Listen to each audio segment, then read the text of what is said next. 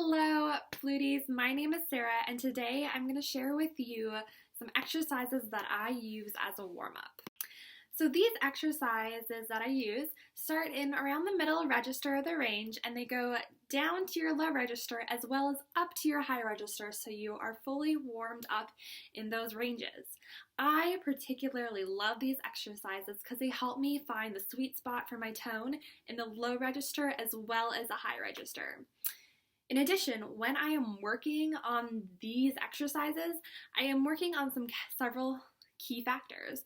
First is my intonation, to make sure that I am set up the best in my embouchure to make sure that my intonation will be the closest and I can do it with minimal adjustment. The second is just like a good quality tone. Is there a lot of air in my sound? What does my sound like? Does it sound like really rich and beautiful? Does it sound kind of pale and yellow? What does it sound? So I try to ask myself those questions. And the third thing I work on is dynamic range in this. So sometimes I challenge myself to play this as softly as I can. So like I evaluate every single note I say and I'm like, was that as soft as I can play it? And if it's not, I go back and redo the whole thing. But I do this all while having my tuner out. So I'd encourage you to grab whatever you use as your tuner and set it on a stand near you while you practice these, so that way you can make sure that you're getting the most out of this exercise. All right, so get out your tuner because we're going to start with our second octave register C. So we have our low C, which is, and then we have our second octave. And that's the one we're going to start with. I like starting in this range because it's easy, it's pretty natural, it doesn't take a lot of effort, for a lack of a better way to say it, to produce these notes. So first, get out your tuner, let's play that C.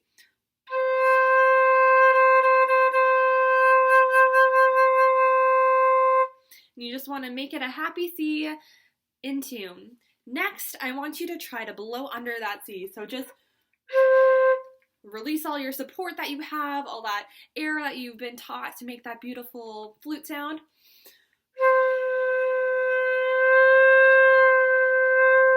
And just try bending that note around. See how like creepy you can make it sound. So we're working on our flexibility. So, for example, I go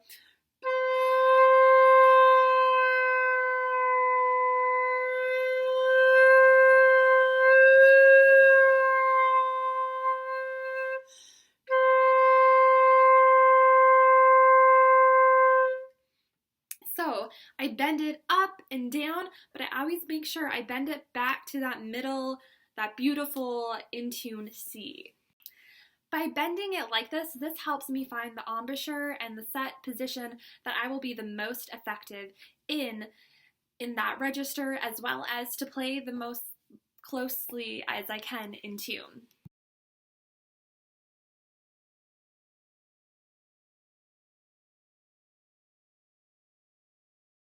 So now we're going to start this exercise. So it's called tone warm-up number 2 on here. And what it is simply just a chromatic descent. If we would play it really fast.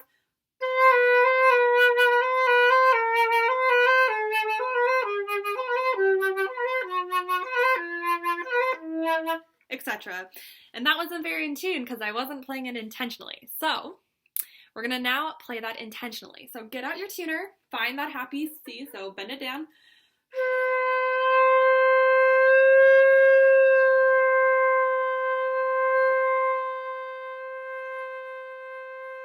Find where that happy C in tune is for you.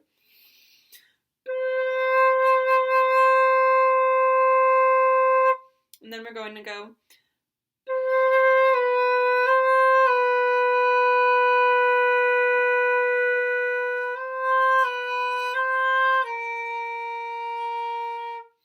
And between each of these, we want to take a big deep breath, we want to make sure we're dropping that jaw and really feeling our stomach expand. So let's just try a couple, and then I'll leave you to do the rest of these on your own.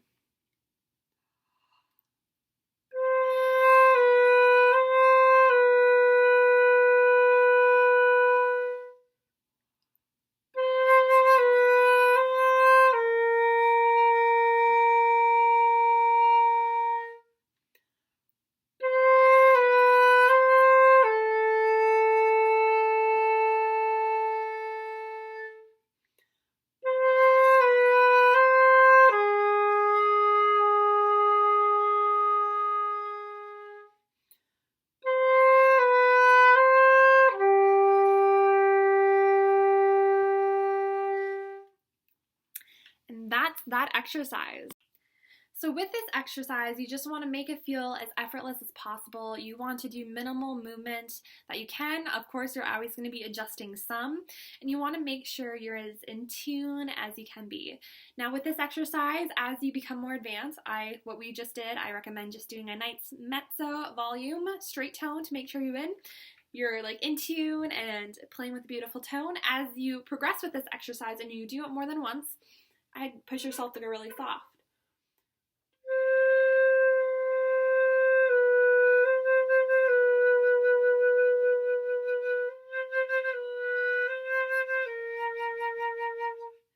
As soft as you can go, maybe as loud as you can go with this beautiful vibrato.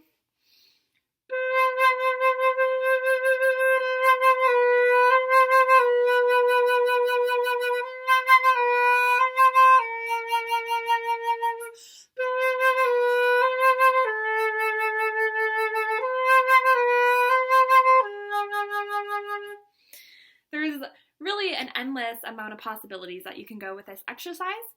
But this one really helps warm you up. It really helps you connect with that lower register, which as flutists, sometimes we forget to work that lower register as hard as we work the upper register. So this next exercise we are going to look at is very similar to it in that it still goes up chromatically by half steps, bigger leaps each time, and goes way up high to high C, or as high as you can go or feel comfortable. It also goes lower, and so you can take some of the concepts we talked about for doing that lower and work on going lower just with fewer notes. So we are going to start with our second octave G. And I want you to have your tuner out, find where that happy spot for that note is for you. If you're like, wow, I'm super flat or super sharp, take an A, take a moment to do an A.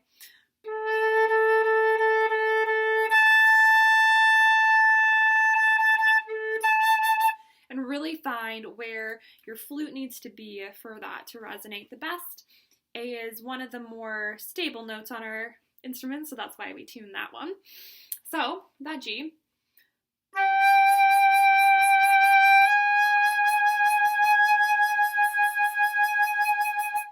And we're just going to be going up by half steps as high as we can go.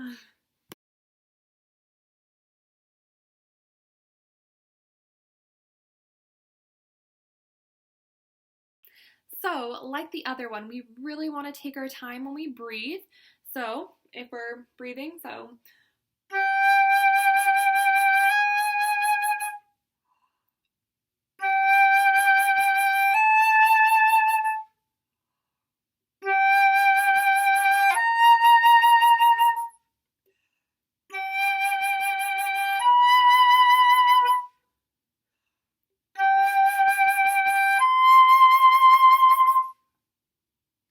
Just like that. So taking that time to breathe.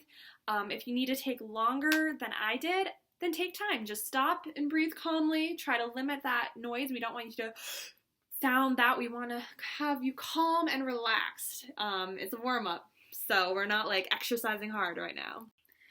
So one of the goals of this exercise, starting in this nice middle range of the flute and going up to the stratosphere range of the flute, is that it helps us stay grounded in our intonation and our core of our sound in that middle range where it's much easier to control the pitch.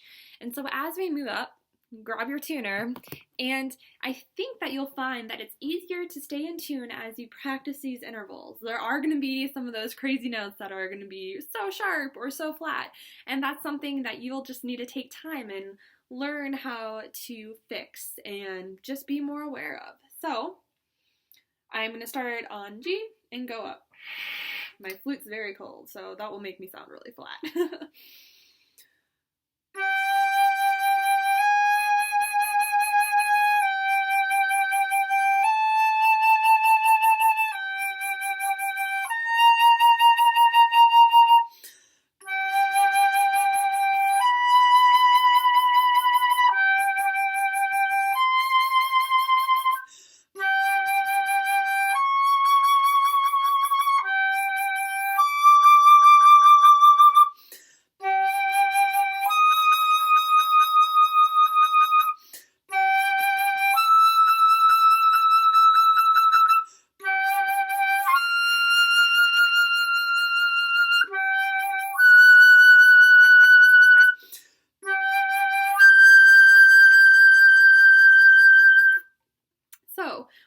notice about your intonation as you play that? For me, I noticed that my D, this one, wanted to be flat when I approached it that way, so I had to really think up on that one. I noticed my high F sharp and E wanted to be super sharp, so I had to really focus on blowing my air down into the flute. So as you practice these exercises, you want to be kind of thinking about the mental adjustments that you can do, if it's just like singing in your head at the pitch levels, so that way you're more aware those centers are, or if it's physical, blowing down, feeling it from your corners of your mouth, feeling it resonating in your sinus cavities if it needs to be higher. Just various things that will help. Different people like to think of it in different ways. Now this exercise, along with the first one,